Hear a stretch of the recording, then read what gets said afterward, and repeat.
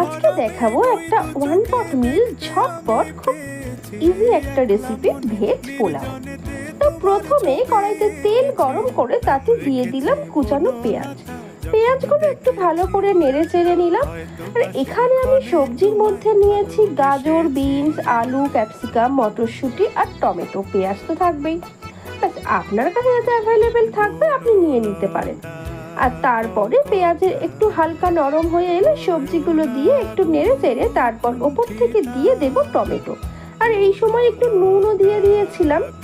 আর তারপরে দিয়ে দিলাম একটু আদা রসুন বাটা। আর তারপরে যে আমাদের যে বেসিক গুঁড়ো মশলাগুলো থাকে সেগুলো একটু জলে গুলে সেগুলো আমরা দিয়ে দিয়েছিলাম। দিয়ে ভালো করে সবজিটাকে মশলার সাথে মিক্সড করে নিলাম। আর তারপরে এতে দিয়ে দিলাম চালটা আপনারা পারলে একটু জল ঝরিয়ে নিতে পারেন, তবে আমার কাছে সময় খুব বেশি ছিল না। আর তারপরে ওটাকে দিয়ে একটু, যেহেতু জল ছিল, ঢাকা দিয়ে রেখেছিলাম। তো মিনিট 2-3 পরে ঢাকনা খুলে দেখছি এইরকম একটা পজিশন এসছে।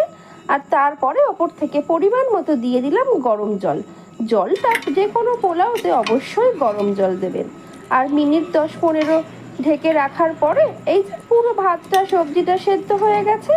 আরও 10 মিনিট ঢেকে ভেপারে রাখলেই একদম ঝরঝরে ভেজ পোলাও রেডি।